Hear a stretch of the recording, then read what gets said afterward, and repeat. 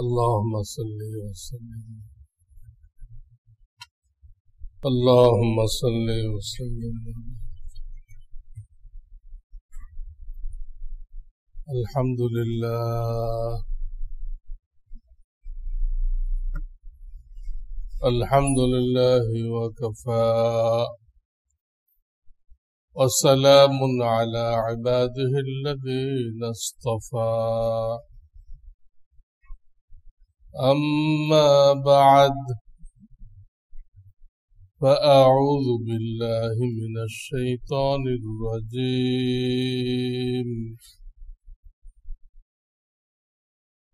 بسم الله الرحمن الرحيم يا أيها الذين آمنوا اتقوا الله وقولوا قولا سديدا يصلح لكم أعمالكم ويغفر لكم ذنوبكم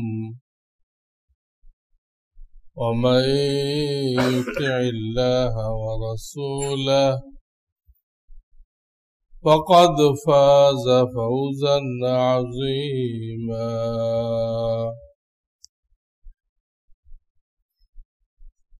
وقال النبي صلى الله عليه وسلم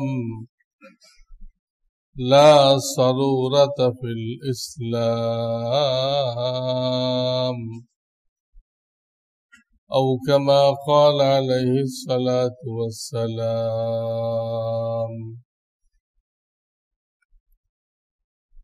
बुजुर्गान मोहतरम गत जुमा থেকে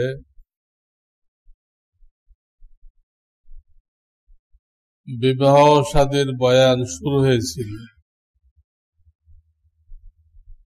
যে এই ব্যাপারে শরীয়তের বিধান কি, আমরা কি করতেছি, এই ব্যাপারে আমরা কি কি ভুলের মধ্যে আছি, যার কারণে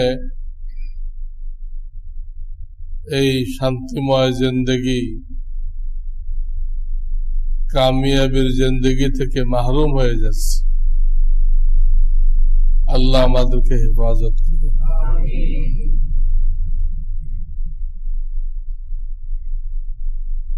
তো কোরআন হাদিসে দেখা যায় বিবাহ শাদী যদিও একটা সামাজিক বন্ধন,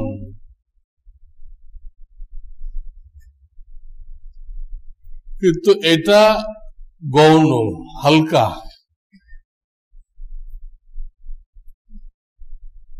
আসলে এটা ইবাদত। বন্ধনের সাইডটা হালকা, ইবাদতের সাইডটা মজবুত, প্রবল।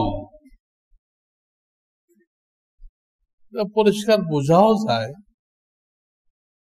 যে আল্লাহর হাবিব এই বিবাহ শাদী মসজিদে পড়াইতেন। যে মসজিদে আমরা নামাজের জন্য আসি, ইতিকাফের জন্য আসি, বয়ান শোনার জন্য আসি, সেই মসজিদে তিনি বিবাহ পড়াইতেন। সেই যুগে কোন সেন্টার ছিল না, হল ছিল না, আল্লাহর ঘরে নামাজের জায়গায়। এটুক বুঝলেই বোঝা যায় এটা ইবাদত। এছাড়া প্রচুর দলিল আছে। আমি সংক্ষেপে একটা দুটা দলিল বলবো। সূরা রা'দ এর মধ্যে আল্লাহ তাআলা বলেছেন ওয়াজআলনা লাহুম আজওয়াজাও ওয়া যুররিয়া আমি যত নবী রসুল আলাইহিমুসসালাম দুনিয়ায় পাঠিয়েছি তাদের প্রত্যেককে বিবি দান করেছি এবং সন্তানাদি দান করেছি।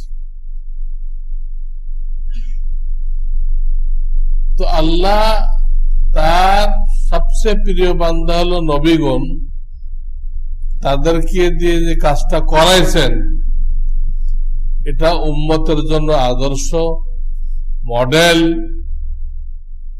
করণীয়। এবং যেহেতু নবীগণ করছেন, সকল নবী করছেন। এক হাদিসে আছে 10টা সুন্নত এরকম আছে যা সব নবী যুগে ছিল, সব নবী যুগে ছিল। তার মধ্যে একটা হলো এই বিবাহ সাথী। আশরাতুম মিন সুনানিল মুরসালিন, সমস্ত নবীদের সুন্নাত, তাদের মস্ত বড় ইবাদত। কোরআনে সংক্ষেপে ইঙ্গিত করা হয়েছে, সকল নবীকে আমি বিবি আহলিয়া দান করেছি এবং তাদেরকে সন্তান আদি দান করেছি। একাকী জিন্দেগি ইসলাম সাপোর্ট করে না, এর কোনো ফজিলত নেই। এর মধ্যে গুনাহের সমূহ ঝুঁকি, লাইফ বরবাদ হওয়ার ঝুঁকি ইসলাম পছন্দ করে না। এই জন্য আমি একটু আগে হাদিস পড়লাম, লা সরুরাতা ফিল ইসলাম, বিবাহ না করা এটা ইসলামের শিক্ষা না, ইসলামের শিক্ষা না। তো এটা ইবাদত, তার জন্য আমি একটা আয়াত পড়লাম আর একটা হাদিস পড়তেছি। ইদা তাজাওয়াজাল আবদ ফাকাদ ইসতাকমালা নিসফাদ-দ্বীন ফালিয়াত্তাকিল্লাহা ফিন-নিসফিল বাকি। আল্লাহর কোন মুসলিম বান্দা যখন বিবাহ শাদী করে, দুনিয়ার লোভে না, আল্লাহর হুকুম পালন করার জন্য, আল্লাহর নবীর সুন্নত জিন্দা করার জন্য, আল্লাহর হাবিব বলতেছেন তার অর্ধেক দিনদারি পরিপূর্ণ হয়ে গেল। পুরা দিনদারির অর্ধেক যে আমলের দ্বারা পরিপূর্ণ হয় সেটা কি দুনিয়াবি কাজ না ইবাদত? পরিষ্কার ইবাদত। এই কথাটা যদি আমরা বুঝতে পারতাম তাহলে এই ব্যাপারে আমরা উলামাদের কাছে আসতাম। ইবাদত, এই ইবাদতটা কিভাবে করতে হবে, আল্লাহ খুশি হয়ে যান, আসতাম। কিন্তু আমরা এটা মনে করি নিছক একটা দুনিয়াবি অনুষ্ঠান, একটা ফুর্তির অনুষ্ঠান, এটা আমরা মনে করি। তবে এইখানে কোনো শরিয়ত নেই, এইখানে কোনো বিধান নেই, আমাদের যা মনে চায় তাই কর, তাই কর। কত ফালতু কাজ এই উপলক্ষে করতেছে।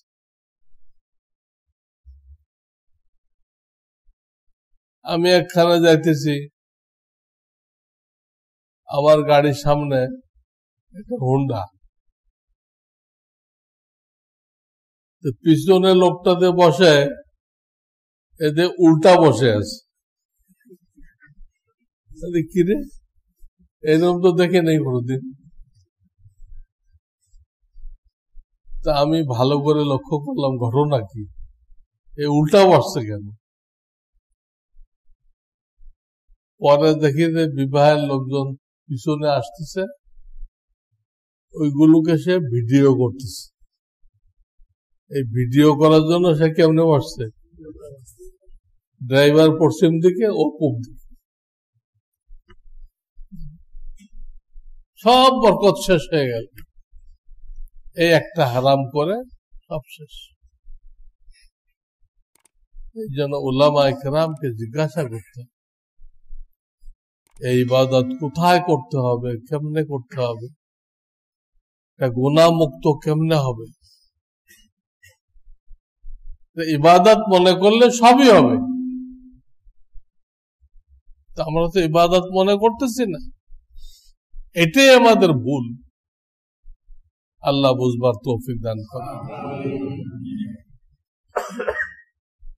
দ্বিতীয় কথা, এটাকে আল্লাহ তাআলা খুব সহজ রাখছেন, খুব সহজ। এটা সহজ থাকলে জিনার দরজা বন্ধ হয়ে যায়, আর বিবাহ শাদী কঠিন হইলে জিনার দরজা খুলে যায়।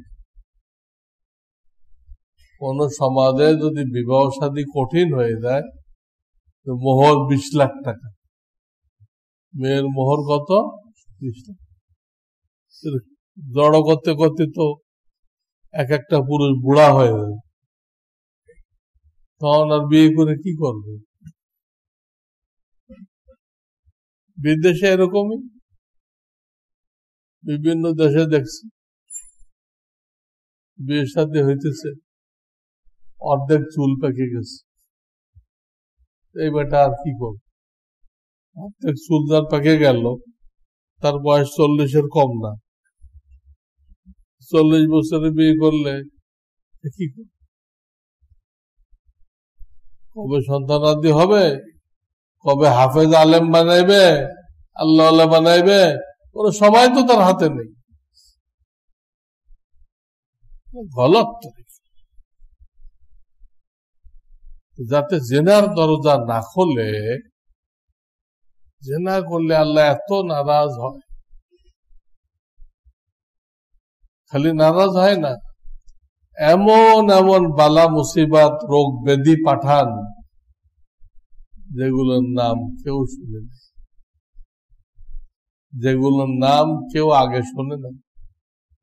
এই এক এক রোগ আসতেছে। কি? মেলাক ফাঙ্গাস। ফাঙ্গাসটা মাছ ছিল, সবাই জানতো, সে ফাঙ্গাস হয়ে গেছে, মেলাক ফাঙ্গাস। গমূত্র খাইছে, গমূত্র, তাদের নেতারা কইছে গমূত্র খাইলে করোনা হবে না। এই গমূত্র খেয়ে মেলাক ফাঙ্গাস হয়ে 2-4 দিনে সাদাকাল্লাহুল আযীম শেষ।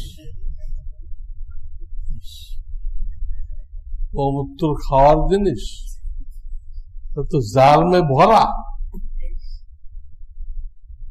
তারা কইছে। আরে ডাক্তাররা কইতে পারত যে আপনারা এগুলো বলেন না,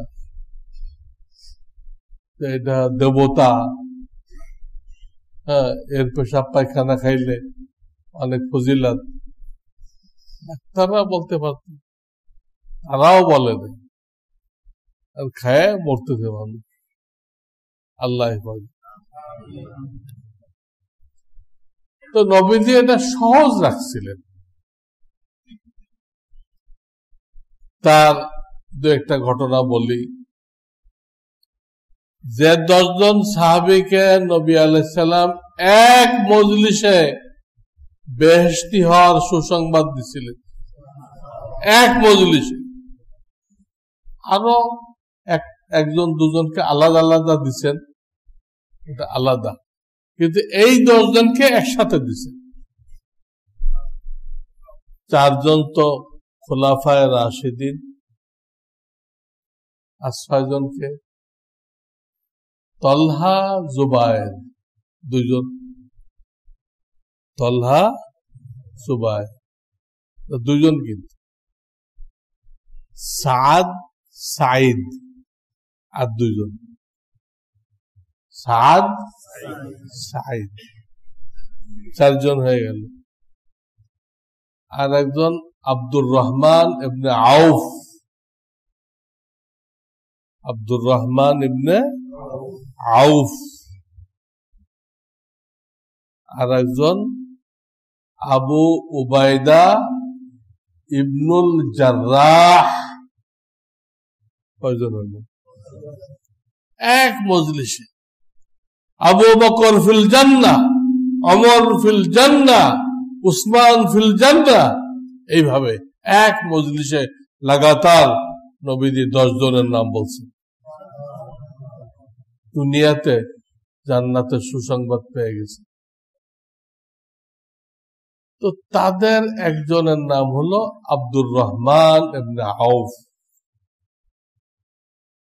খুব আকলমান ছিলেন, জ্ঞানী লোক ছিলেন। ওনারা হিজরত করে যখন মদিনায় গেলেন, নবীজি প্রত্যেকটা মুহাজিরকে কোন না কোন আনসারীর সাথে জুড়ে দিলেন যে এটা তোমার ভাই, এটা তোমার ভাই। এইখান থেকে কওমি মাদ্রাসায় লজিং সিস্টেম হয়েছে। হুজুরা এক এক বাচ্চা নিয়ে এক এক বাড়িওয়ালাকে দেয়, এটা তোমার ভাই, এটা খাওয়াইবা, ও মাদ্রাসায় পড়বে। করতে শুরু হয়েছে এইখান থেকে। সব মুহাজিরদেরকে কোন না কোন আনসারের সাথে ভাই বানাই দিলেন। ভাই বানাই দিলে তারা ভাইকে প্রস্তাব দিল, আমার সম্পত্তি অর্ধেক তোমার, আর যাদের একাধিক বিবি আছে তারা বলল আমার বিবিদেরকে তুমি এক নজর দেখো, যেটা তোমার পছন্দ হয় ওটাকে আমি তালাক দিয়ে দিব, ইদ্যত চলে গেলে তুমি বিবাহ করে নিও। তালাক দিলেই কিন্তু বিবাহ করা যায় না। তালাক দেওয়ার পরে 3 মিনিট পর্যন্ত বিবাহ এক প্রকার বহাল থাকে। ওই সময় বিবাহ করা মানে আপনি আর একজনের বিবি বিবাহ করলেন। আর একজনের বিবি বিবাহ করা যায়? আমাদের সমাজের খবিসরা করে। যাই হোক, তারা এই প্রস্তাব দিল, কিন্তু কোন মুহাজির সাহাবী এটা গ্রহণ করেন নাই। কোন একজন সাহাবী সম্পর্কে পাওয়া যায় না তিনি এই প্রস্তাবটা গ্রহণ করছেন। আনসাররা গরিব মানুষ, অর্ধেক তারা নিয়ে নেবে, যদি সে দিচ্ছে দিলেই কে নিতে হবে, বিবেচনা করতে হবে না। ওনারা কেউ নেননি, বলেছেন বারাকাল্লাহু ফি মালিক, আল্লাহ তোমার মালে বরকত দিক। তারা সকলে একই কথা বলছেন, আমরা মক্কার লোক, আমরা ব্যবসা বুঝি, তোমাদের এলাকায় বাজার কোথায় কোথায় আছে এটা দেখাই দাও, আমরা ওইখান থেকে হালাল রিজিক উপার্জন করে নিব, আমাদের কোনো মূলধনও লাগবে না। আরে চেহারা হলো সবচেয়ে বড় মূলধন, চেহারা হলো মূলধন। আপনার চেহারা থেকে আপনাকে বাকি দিয়ে দিবে, আপনি বেশি দাম দিবেন। একে আরবিতে বলে শিরকাতুল উজু। কি বলে? চেহারা বড় মূলধন। আমাদের ইংরেজি বলে ফেস ভ্যালু, ফেস ভ্যালু। যাই হোক, ওনারা কেউ নেন নাই, ওনারা বাজার কোথায় কোথায় লাগে ওটা জেনে নিছেন, নিয়ে বাজারে যাই ব্যবসা করছেন। কয়েকদিনের মধ্যেই আল্লাহ ওনাদের হাতে মাল দিয়ে দিছে। মদিনার লোকেরা কৃষি জানতো, মক্কার লোকেরা ব্যবসা জানতো, যারা যেটা জানে। এই আব্দুর রহমানের ঘটনা, উনি একদিন মজলিসে আসছেন, উনার কাপড়ের মধ্যে একটা দাগ, হলুদ দাগ। নবীজি সাল্লাল্লাহু আলাইহি সাল্লাম জিজ্ঞেস করলেন, মাহিয়াম, হে আব্দুর রহমান, কিসের দাগ তোমার জামার মধ্যে? বলল, তাজাওয়াজতু, আমি তো শাদী করছি। কয়েকদিনেই বাজারে যায় মাল জমা করছে, সেই মাল দিয়ে কি করছে? বিবাহ করে ফেলছে। কিন্তু বিবাহের মজলিসে নবীজিকে ডাকেন নাই, এমনকি নিজে এসে খবরও দেন নাই। এ তো নবীজি জিজ্ঞাসা করছে, তখন কইছে আমি বিবাহ করছি। তখন নবীজি জিজ্ঞেস করলেন, কত মোহর দিছ? এত। তো ঠিক আছে, খুব ভালো হয়েছে। হুজুর দোয়া দিলেন, বারাকাল্লাহু লাকা বারাকাল্লাহু আলাইকা, দোয়া দিলেন এবং তাকে বললেন, আউলিম ওয়ালাউ বিশাত, তুমি আত্মীয় স্বজনকে অলিমা খাওয়াই দাও, একটা বকরি দিয়ে দিলেও হবে, বকরি দিয়ে দিলেও হবে।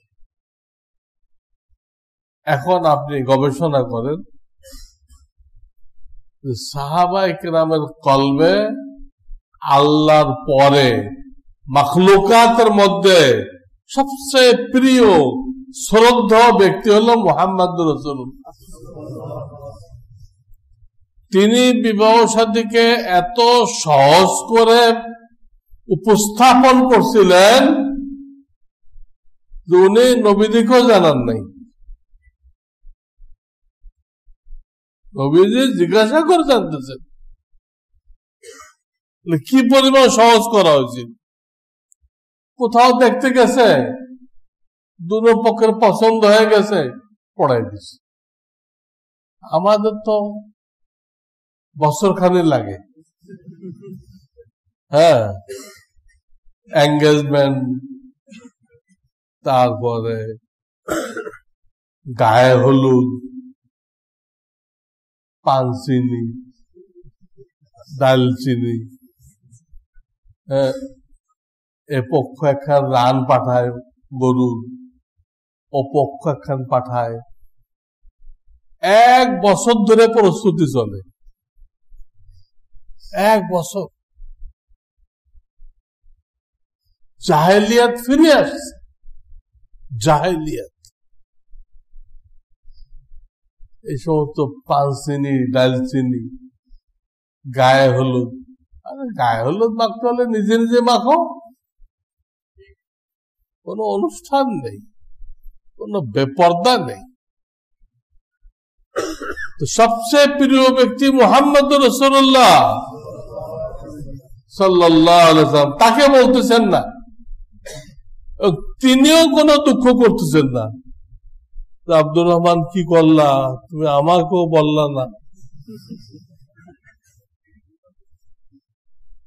আমাদের কি অবস্থা? আমাদের নিকটজন যদি বিবাহ করে আর আপনাকে না বলে, তা আপনি মনক্ষুণ্ণ হন না? কি একা বিবাহ করে ফেললো, আমাকে বললো না, আমি ওর মামা লাগি, আমাকেও বললো না। আচ্ছা, ওরে দেখে নিতে হবে, ওর সাথে কথা বন্ধ। তো আপনি কি মুহাম্মদ রাসূলুল্লাহ থেকে উপরে চলে গেছেন? রাসূলুল্লাহ তো পাল্টা প্রশ্ন করেন নাই, আমাকে বললেন না কেন? এই প্রশ্ন করেন নাই, আপনি করতেছেন কেন? বিবাহের কোনো দাওয়াত নেই, অলিমার দাওয়াত আছে, ভালো করে বুঝেন। 3 নম্বর পয়েন্ট, বিবাহের দাওয়াত নেই।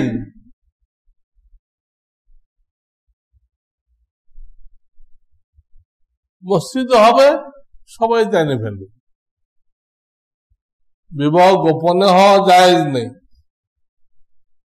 আজকাল আমাদের ছেলে পেলেদের কোর্ট ম্যারেজ করে, তো জায়েজ নেই। শরিয়াতেরা কখনো পছন্দ করে না অভিভাবক ছাড়া। তো দেখেন নবীজি কত সহজ করে করছে। অনেক ঘটনা পাওয়া যায় হাদিসের মধ্যে, বুখারী শরীফের মধ্যে। অন্য হাদিস তো আমি পড়াই না, আমি তো বুখারী শরীফ পড়াই, ওটার হাদিস আমার সামনে থাকে। আর একজন সাহাবী জাবের রাদিয়াল্লাহু তাআলা আনহু, নবীজির ইন্তেকালের পরে নবীজির যারা বংশধর ছিল, হাসান হুসাইন এই টাইপের, এনারা সকলে কিন্তু উস্তাদ বানাইছিলেন কাকে? নবীজি তো নেই। নবীজির হায়াতে ওনারা বাচ্চা ছিলেন, নবীজি থেকে শিখতে পারেন নাই। তো নবীজির ইন্তেকালের পরে কারা উস্তাদ বানাইছে? স্বাভাবিক কথা, আমাদের ছেলে পেলেরা কাকে উস্তাদ বানাইবে? আমরা মরে গেলে আমরা যাদেরকে পড়াইছি, আমাদের যারা ছাত্র, তাদেরকে কি বানাইবে? আমাদের ছেলেরা, আমাদের নাতি নাতকুরা তাদেরকে উস্তাদ বানাইবে। জাবেরকে বানাইছে, যার 9টা বোন ছিল, 9টা। উনি একা ভাই, এবং উনার আব্বা উহুদের যুদ্ধে শহীদ হয়ে গেছে। যুদ্ধের আগের দিন ওনাকে ডাকলেন, জাবেরকে ডেকে বললেন, দেখো জাবের, আমার যত আত্মীয় স্বজন আছে, ছেলে মেয়ে, তার মধ্যে তুমি সবচেয়ে প্রিয়, তুমি সবচেয়ে প্রিয়। তো তোমাকে আমি একটা ওসিয়ত করে যেতেছি, তোমার যে বোনগুলো আছে, ছোট ছোট বোন, 9টা বোন, একটাও বিবাহ শাদী হয় নাই, বিবাহের লায়ক হয় নাই এখনো, এদের দিকে খেয়াল রেখো। আর আমার কিছু ঋণ রয়ে গেছে, লোন রয়ে গেছে, এগুলো পর্যায়ক্রমে পরিশোধ করতে চেষ্টা করবে, এই ওসিয়ত করলেন। তারপরে বললেন, আমার মনে হইতেছে কালকে যে যুদ্ধ হবে, উহুদের যুদ্ধ, এখানে প্রথম শহীদ আমি, প্রথম শহীদ আমি হব। আগের দিন ছেলেকে বলতেছে, ঠিকই উহুদের ময়দানে প্রথম শহীদ হলেন ওনার আব্বা জাবের ইবনে আব্দুল্লাহ। আব্দুল্লাহ শহীদ হয়ে গেল। তো এই ছেলে রেখে গেলেন। তো কোন এক যুদ্ধ থেকে ফেরার সময় জাবেরের উটটা সবার পিছনে পড়তেছিল, দলের সাথে চলতে পারতেছিল না। এটা নবীজি লক্ষ্য করলেন, প্রিয় নবীজি সাল্লাল্লাহু আলাইহি সাল্লাম লক্ষ্য করলেন। তো একটা গাছের ডাল ভেঙে নিলেন, নিয়ে ওই উটটাকে একটা চাবুক মারলেন, বাড়ি মারলেন। দেখেন দুনিয়া দারুল আসবাব কি অর্থ? আল্লাহ কোন মাধ্যমে করবেন, কোন মাধ্যমে এখানে ডাইরেক্ট করার নিয়ম নেই। নবীজির বহু মুজিজা জাহির হয়েছে। এক পেয়ালা দুধ 70 জনে পেট ভরে খাইছে, কিন্তু এক পেয়ালা তো লাগছে, এটাই মাধ্যম। নবীজির এক বদনা পানি দিয়ে 80 জন উজু করছে, কিন্তু এক বদনা তো লাগছে, বুঝেন নাই? এটা মাধ্যম লাগবে। মাধ্যম যদি না লাগতো তাহলে হুজুরের ডাল ভাঙা লাগতো না, হাত দিয়ে একটা থাপ্পড় দিলে হইতো, তা তো করলেন না। ডাল ভাঙলেন, ডাল ভাঙে একটা বাড়ি দিলেন, দিলে এই উট এত চালু হয়ে গেল নবীদের বরকতে, সব কাফেলার আগে। এই মরা উটটা এত তাজা হয়ে গেল যে এই উটের সাথে কোনো উট পারতেছে না, কোনো উট পারতেছে না, নবীজিরটাও না, সব পাশে পড়ে গেছে। যাই হোক, নবীজি ওনাকে বললেন যে যাবেন, তোমার উটটা এত চালু হয়ে গেল, এটা আমার কাছে বিক্রি করে দাও। তো উনি রাজি হইলেন না, বললো হুজুর এটা বিক্রি করলে আমি চলবো কেমনে? প্রত্যেকটা মানুষের একটা বাহন দরকার, জিন্দেগি যাপন করার জন্য একটা বাড়ি দরকার, কিছু লেবাস পোশাক দরকার, একটা বাহন দরকার।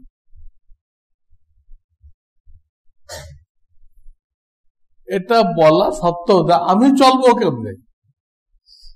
সত্ত্বেও হুজুর বললেন না, আমার কাছে বেচো।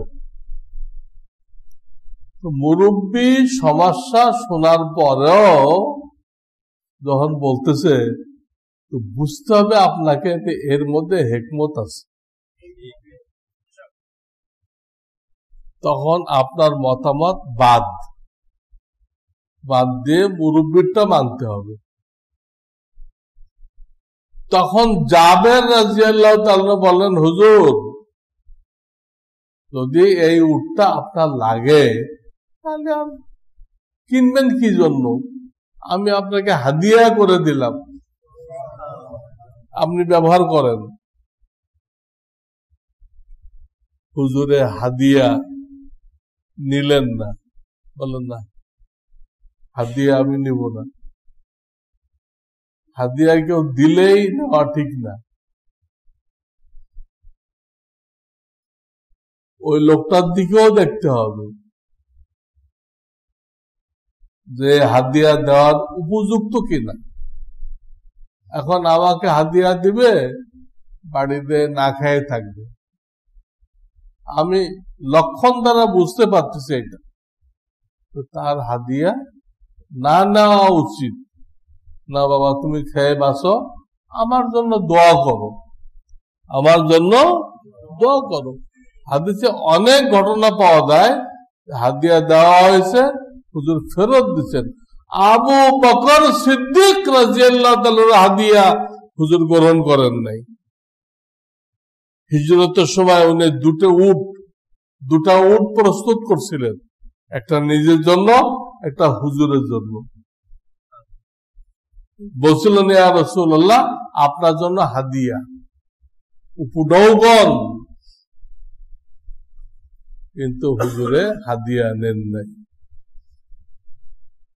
আবু বকর সব বিবি বাচ্চা মক্কায় রেখে নবীদের সাথে দিতে, এদের পয়সা করে লাগবে না চলতে, খাওয়া দাওয়া করতে। হ্যাঁ, এই মুহূর্তে হাদিয়া নিলে উনি টাকা পয়সা কোত্থেকে দিয়ে যাবেন?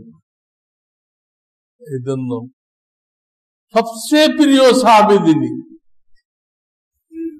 যিনি শুধু এই উম্মতের মধ্যে না, বাবা আদম থেকে কিয়ামত তাক যত উম্মত আসবে, বাবা আদম থেকে কিয়ামত তাক যত মানুষ আসবে, উম্মত নবী না, এই উম্মতের মধ্যে শ্রেষ্ঠ ব্যক্তি হলো আবু বকর সিদ্দিক রাদিয়াল্লাহু তাআলা। শুধু এই উম্মতের মধ্যে না, সকল উম্মতের মধ্যে। তার হাদিয়া নিলেন না। বোঝা গেল হাদিয়া নেওয়ার সময় ওই লোকটার প্রতি খেয়াল করতে হবে। অনেকে আগে আবেগে পড়ে দেয়, মহাব্বতে দেয়, ওটা খেয়াল করতে হবে। যাই হোক, হুজুর বললেন জাবেরকে, না আমি হাদিয়া নিব না, আমি কিনে নিব। হুজুর জিজ্ঞেস কত বেচবা? হুজুর যখন হাদিয়া নিবেন না, কিনবেন, উনি বললেন হুজুর 1 উকিয়া দিয়েন। 1 উকিয়া, 1 উকিয়ায় 40 দিরহাম হয়। 40টা রৌপ্য মুদ্রা, রূপার মুদ্রা, 40 দিরহাম। তো দামও ঠিক হয়ে গেল। জাবের নেমে গেলেন উটের থেকে, হুজুরটা বেচাকেনা হয়ে গেছে, আপনার উট আপনি বুঝে নেন। নবীজি বললেন, তো তুমি মদিনায় ফিরবে কিভাবে? এখন তো আমরা সফরের মধ্যে আছি, মদিনাতে আরো বহুত দূরে, তো পায়দল যাওয়া সম্ভবপর না, তুমি দেবে কেমনে? তুমি এই উটটা চড়ে মদিনায় যাও, মদিনায় যায় আমাকে বুঝাই দেবা, আমি তখন তোমাকে দাম দিব। দেখেন, যিনি মুরব্বী হয় তার কত খেয়াল করতে হবে। যিনি মুরব্বী হয় তার আন্ডারে যারা আছে তাদের দিকে কি করতে হয়? খুব খেয়াল করতে হয়। উনি তো উট বুঝাই দিচ্ছেন, কিন্তু হুজুর তো ওই মুহূর্তে নিলেন না। তোমাকে পৌঁছো, মদিনায় পৌঁছে যাও, গন্তব্যস্থলে পৌঁছো। আল্লাহ, কত জ্ঞানী মানুষ ছিলেন। তো ওই সময় নবীজি জাবেরকে জিজ্ঞেস করলেন, জাবের তুমি কি বিবাহ শাদী করছো? নবীজি অনেককে জিজ্ঞাসা করতেন, আমরাও অনেক যুবককে জিজ্ঞাসা করি, যেহেতু নবীজি জিজ্ঞেস করতেন। এখন নবীজি নেই, এখন নবীজির জায়গায় আমরা আলেমরা, এই নবীজির ওই জিজ্ঞাসা এখন কে করবে? আলেমরা করবে। বিবাহ করছো? জি হুজুর, বিবাহ করছি। তো জিজ্ঞাসা করলেন, কুমারী বিবাহ করছো না বিধবা? তো জাবের বলেন হুজুর বিধবা বিবাহ করছে। তো হুজুর পাল্টা প্রশ্ন করলেন, কুমারী করলেন না কেন? তোমার সাথে তো আনন্দ ফুর্তি করতো, তুমিও তার সাথে আনন্দ ফুর্তি করতে, এটা করলেন না কেন? হ্যাঁ, বিচারী বিধবা, তোমারে স্মরণ করবে না আগের স্বামীরে স্মরণ করবে? তো দুটার মধ্যে কম্পেয়ার করবে, আগেরটা ভালো ছিল, এটা ভালো। হুজুর জিজ্ঞেস করলেন, উনি বলেন বিধবা। বলেন বিধবা কেন করলাম, কুমারী করতে? তখন জাবের বলেন, ইয়া রাসূলুল্লাহ, আমার আব্বা তো শহীদ হয়ে গেছে উহুদের যুদ্ধে, উনি 9টা আমার বোন রেখে গেছেন, 9টা, তারা সব ছোট ছোট, এগুলো কিচ্ছু বোঝে শোনে না। আর আমি যদি কুমারী আনি, এই 9টাও বোঝে না, 10 নম্বরে একটা আসছে এটাও বোঝে না। এই 10 পাগল মিলে কি করত। এই জন্য আমি একটা ঝানু মহিলা আছি যে সংসার করে অভ্যস্ত। হ্যাঁ, এদেরকে দেখাশোনা করে এদেরকে বড় করতে পারবে, এদেরকে পালতে পারবে। এই জন্য আমি একজন অভিজ্ঞতা সম্পন্ন মেয়েকে আনছি। ওনার এই যুক্তি শুনে নবীজি সাল্লাল্লাহু আলাইহি ওয়াসাল্লাম খুশি হয়ে গেলেন। আরে তাহলে তো ঠিক করছো তুমি। ওই 9টা বোনকে পালার জন্য, হ্যাঁ, তাদের মাথা আশ্রয় দিতে হবে, তাদেরকে গোসল করাই দিতে হবে, কত কাজ। এই জন্য করছো, তাদের ঠিকই করছো তুমি। তার তো ঠিকই আছে, কুমারী দরকার নেই, এইটাই ঠিক আছে।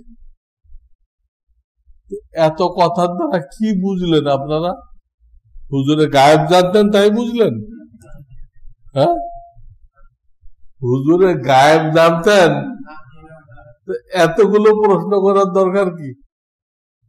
আর জাবেরের ব্যাখ্যা দেওয়ার পরে বুঝতে পারলেন। এর আগ পর্যন্ত তিনি বুঝতেই পারলেন না বিধবা বিবাহ করছে কি করতে। খামাখা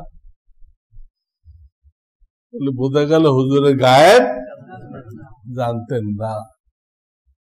যারা বলে এটা হলো অতিভক্তি চোরের লক্ষণ। অতিভক্তি চোরের লক্ষণ। যে বেশি ভক্তি দেখাইতেছে, ও ভক্তি দেখে আপনার খাদেম হবে, আপনার সঙ্গী হবে, সুযোগ মতো সব চুরি করে লয়ে যাবে। যাই হোক, হুজুর গায়েব জানতেন না। পথে কয়েকবার জিজ্ঞেস করলেন, যাবেন তুমি না কত দাম কইছো উঠে? হুজুর 1 উকিয়া। এক উকিয়া হয় নাকি? এটা 2 উকিয়া হবে দাম। তো বুখারী শরীফে পাওয়া যায় 5 বার হুজুরে বাড়াইছেন, 5 বার বাড়াইছেন। বাড়ে উটের দাম নিয়ে গেছেন কোথায়? 5 উকিয়া। তো 40কে 5 দিয়ে গুণ করেন, 200 দিরহাম। দাম ঠিক করার পরে বাড়ানোর কি নিষেধ? দেখতেছেন লোকটা গরিব, এমনি দান করলে নিবে না। আপনাকে 5 টাকা দান করলাম, আপনি গরিব মানুষ, নেবে না। কিন্তু দাম বাড়াই দেন, 8 টাকা দাম ছিল, আপনি 10 টাকা দিয়ে কইলেন এই পুরাটা রেখে দেন, আপনার জন্য হাদিয়া, ফেরত দেওয়া লাগবে না, তো গুনাহ হবে। অথচ আপনি ওই হাদিসে পড়ে গেলেন। তোমাদের মধ্যে সেই সর্বোত্তম যে পরিশোধ করার সময় উত্তম। আমাদের টেন্ডেন্সি কি, আমাদের মনোভাব কি? নেওয়ার সময় বেশি করে কেমনে নেওয়া যায়, দেওয়ার সময় কম কেমনে দেওয়া যায়, এটা হলো আমাদের তরিকা। কিন্তু শরিয়াতের তরিকা, শরিয়াতের তরিকা উসুল করার সময় একটু কম নাও, আর পরিশোধ করার সময় একটু বেশি দাও। তারপর দেখো আল্লাহর পক্ষ থেকে তোমার জন্য কি বরকত নাযিল হয়। যদি আল্লাহর বান্দারে একটু একটু বেশি দিচ্ছ, এটা আল্লাহর কাছে কড়াই ক্রান্তিতে জমা থাকতেছে। আল্লাহ তোমাকেও বেহিসাব দিবেন, বেহিসাব দিবেন। আপনি টিপে টিপে টিপে টিপে দিবেন একটা নোট বেশি গেল কিনা। একটা নোট বেশি গেলে কি গুনাহ কবিরা নাকি? হ্যাঁ, টিপে টিপে দিলেন, আল্লাহ আপনাকে কি দিবেন? টিপে টিপে দিবেন। আর আপনি যদি একদম বেশি করে চান, আপনাকে মুক্ত হস্তে খরচ করতে হবে, আল্লাহ দিবেন। আপনি যেরকম করবেন আল্লাহ করবেন। তো বলতেছিলাম, এটা আসলে হুজুর একটা হেকমত করছিলেন জাবেরের উপরে এহসান করার জন্য, যেহেতু তার বাপ অনেক ঋণ রেখে গেছেন, আবার 9টা বোন রেখে গেছেন, এগুলো বিবাহ দিতে পয়সা কড়ি লাগবে না। তো এই জন্য হুজুর তাকে একটা এহসান উপকার করতে চাইছিলেন।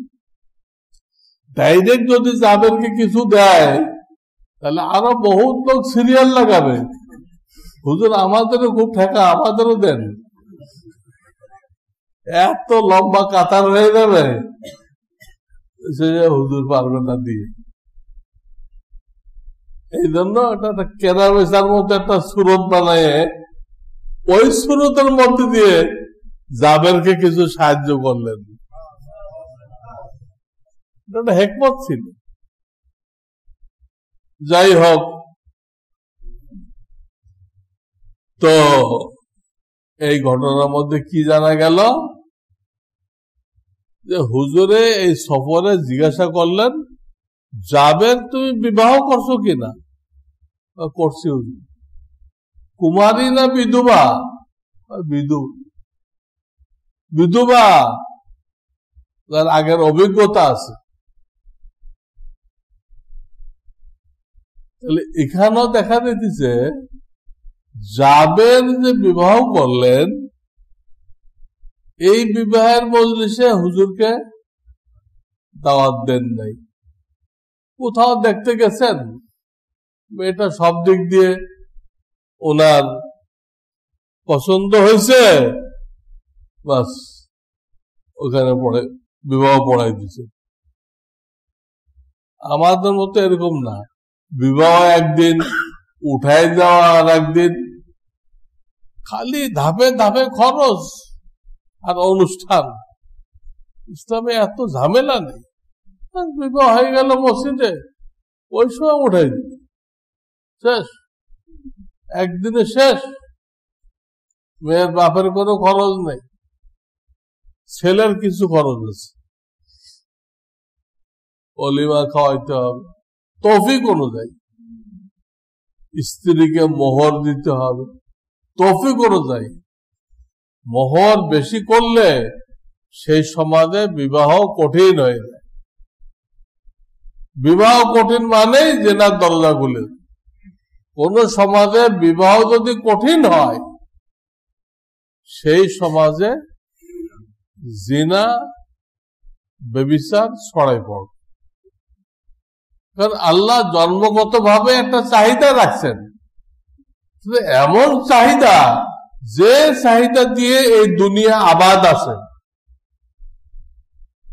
এমন একটা চাহিদা রাখছেন, ফালতু চাহিদা না, যে চাহিদার কারণে দুনিয়া কি আছে, আবাদ আছে। যে চাহিদা না থাকতো আর সবাই বিবাহকে ঝামেলা মনে করত, হ্যাঁ, তাহলে বুড়া লোকগুলো মরে গেলে দুনিয়া শেষ। তারা কেউ তো বিবাহ করেন, কারো সন্তান আদি হয় নাই, তাহলে এই জেনারেশন চলে গেলে তো দুনিয়াতে কে থাকতো? খালি এই খরগোশ বিড়াল এগুলো থাকতো, মানুষ আর থাকতো। মানুষ আছে তো এই চাহিদার কারণে। এই চাহিদা আল্লাহ সৃষ্টি করছেন দুনিয়া আবাদ রাখার জন্য, এবং এই চাহিদা পূরণ করার জন্য তিনি খুব সহজ পদ্ধতি দান করছেন, কোনো ঝামেলা নেই, সহজ পদ্ধতি। আমাদের সমাজে কত রকম শর্ত সারায়, মেয়ে পক্ষ শর্ত লাগায় কি কি অলংকার দিবেন, হার যে দিবেন এটা কত ক্যারিয়ার স্বর্ণ দিবেন, এবং তার ওয়েট কত, ওজন কত, এই সব নিয়ে বহস করে। বহাস করতে করতে অনেক সময় বিবাহ ভেঙে দেয়, কিচ্ছু নেই। মেয়ের বাবার মনে চাইলে কিছু দিল, তাদের সাংসারিক লাগে, সাংসারিক কাজে লাগে, দিল। ছেলের বাপের মনে চায়, সেও দিল। যার মনে চায় তৌফিক অনুযায়ী দিবে। কিন্তু এটা নিয়ে আলোচনা, এটা নিয়ে সমালোচনা, এটা নিয়ে বহাস। এখন তো বিবাহ করতে গেলে একটা প্রদর্শনী ব্যাগ নিয়ে যেতে হয়। কি ব্যাগ? প্রদর্শনী ব্যাগ।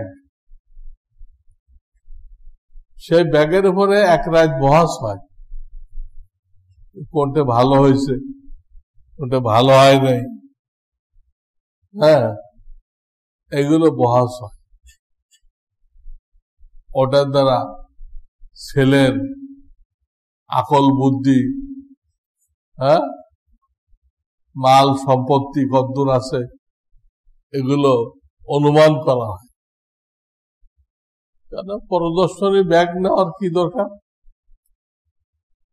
প্রদর্শনী ব্যাগটা আপনার বাড়িতে রেখে দেন।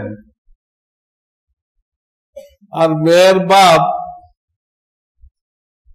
মেয়েকে যে কাপড় পরাই রাখছে, এই কাপড়ে উঠাই নিয়ে আসেন। উঠে আনার পরে এখন আপনি আপনার গুলো পরান। এইগুলো নিয়ে সেইখানে শত শত মহিলাকে দেখাইতে হবে, দেখায় তারপরে মেরে পরাইতে হবে, আপনার কাপড়ে আনতে হবে। কোথায় পাইছে মানুষ? কোথায় পাইছে? হযরত জাকারিয়া রাহমাতুল্লাহ আলাইহি কুতুবুল আলম, তারা দুনিয়ার কুতুব, কুতুব গওস আবদাল শোনেন নাই? তিনি দুই মেয়েকে একসাথে বিয়ে দিলেন। হযরত ইউসুফ রাহমাতুল্লাহ এক জামাই, হযরত ইনামুল হাসান, ওই দুই জামাই তো তাবলীগের সেকেন্ড আর থার্ড মুরব্বী, একসাথে বিয়ে দিলেন। হঠাৎ ঘরে এসে বললেন, আমি তো মেয়েদের বিবাহ ঠিক করছি, তো বিকেলে বিবাহ পড়াই দিব। তো ওনার আহলিয়া আশ্চর্য হয়ে গেছে, আরে বিবাহ ঠিক করছে, আগে তো আমাদের করবে না, আমি দুজন জামা টামা সেলাই করবো, জামা টামা বানাই দিব, আগে তো বলবো না। তুমি এগুলো ল্যাংটা লাগছো, আমি তো জানি না এটা।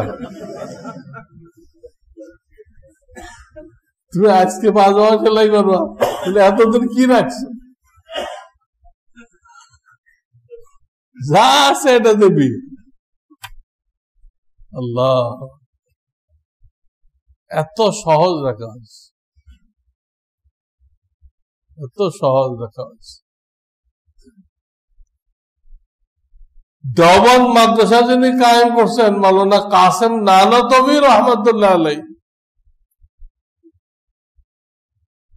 তিনি মেয়ের জন্য একটা দিনদার ছেলে খুঁজতেছিলেন, মেয়ের জন্য। হঠাৎ একদিন জুমার মসজিদে ওনার একটা ছাত্র আসছে, আগে পড়ে গেছে ওনার কাছে। ওই ছাত্রটা দিনদারের উপরে উনি খুশি। তো দেখে ওই জুমার মসজিদ তাকে বললেন, আমার মেয়েটা তোমার সাথে বিয়ে দিতে চাই, তুমি কি রাজি আছো? জি হুজুর, আমি রাজি আছি। আমাদের কত রকম উকিল বাপ, কত কিছু লাগে। সেই উকিল বাপ আবার থার্ড পার্সন উকিল বাপ জায়েজ আছে নাকি? থার্ড পার্সন উকিল বাপ, এই নামে কোন উকিল বাপ শরিয়াতে নেই। নিজের বাপ উকিল বাপ, নিজের ভাই সেই উকিল, তাকে বাপ বলাটা ভুল, উকিল। নিজের মামা, নিজের নানা, নিজের চাচা, এরা উকিল। যে মেয়ের পক্ষ থেকে প্রস্তাব করবে, থার্ড পার্সন কেন লাগবে? মেয়ে তাকে বাপ মনে করে, বেপর্দা তার সামনে যায়, এটা বাপ, তো বাপের সাথে পর্দা কি? ভণ্ডপীরেরা যা করে, ভণ্ডপীরেরা মহিলাদের কি বলে, আরে তোমরা তোমার মেয়ে, তোমাদের সাথে পর্দা কিসের, এই কয়ে এই মহিলা মুরিদ দিয়ে খেদমত নেয়। তারপর যা দুর্ঘটনা ঘটে তা তো ঘটে, সেগুলো বললে আমার মুখও নাফাক হয়ে যাবে, মসজিদও নাফাক হয়ে যাবে। নাউযুবিল্লাহ, এই ভণ্ডদের কাজ এই। যাই হোক, কোন থার্ড পার্সন উকিল বাপ হবে না। এখন তো বলতে বলতে অনেকটা ঠিক হয়েছে। এখন আমি যত বিয়ে পড়াই দেখা যায় প্রায় বিয়েতে মেয়ের বাপই কি হয়, উকিল হয়ে আসছে। সেই মেয়ের পক্ষ থেকে কি করে, প্রস্তাব করে আমার মেয়েকে তার পক্ষ থেকে উকিল হইয়া এত টাকা মোহরের আওয়াজে আপনার নিকটে বিবাহ দিলাম। মেয়ের বাপে বলছে এটা ঠিক, মেয়ের বাপ উকিল বাপ হবে। তো কাসেম নানতবী দেওবন্দের যিনি প্রতিষ্ঠাতা, ছেলে পাইছে, তাহলে বললেন, ছেলেটা রাজি হয়ে গেল। জুমার নামাজ হয়ে গেল, উনি ছেলেটাকে নিয়ে বাড়ি গেলেন। বাড়িতে ঘোষণা দিলেন, আমি জামাই লয়ে আসছি। কেউ কিছু জানে না, জামাই লয়ে আসছি। যা রেডিমেড তৈরি ছিল এই খাওয়াই টাওয়াই দিলেন, দিয়ে বোরকা পরায় মেয়েটাকে তাকে বুঝাই দিলেন, তুমি লয়ে যাবো। ছেলেকে দায়িত্ব দিলেন, বিয়ে হয়ে গেছে, মেয়ে তোমাকে বুঝাই দিলাম, তুমি আর লয়ে যাবে। দেখেন তো কত সহজ, কত সহজ। আর আমরা এটাকে কত কঠিন বানাইছি, কত এটা নিয়ে রাগারাগি, কত লোক মনক্ষুণ্ণ, কত লোক সম্পর্ক ছিন্ন করে। আমারে বললো না, আমি তার এই লাগি কত। আবার অলিমা খাইতে যাবেন, সেখানে ছোট্ট আবার একটা ই বানায় রাখছে, হ্যাঁ, একটা টেবিলের মতো বানায় রাখছে, ওখানে নাম লেখাইতে হবে, আমি এই দিলাম। কেউ চুড়ি দিচ্ছে, কেউ আংটি দিচ্ছে, কেউ হাত দিচ্ছে। তার মানে দাওয়াতটাতে খেয়ে আসলেন, বিল দিয়ে খাইলেন। এ তো খ্রিস্টানদের দাওয়াত, এ তো কোনো মুসলমানদের দাওয়াত। মুসলমানদের দাওয়াত তো বিনিময় ছাড়া হয়, হাদিয়া দিতে হয়, দেন।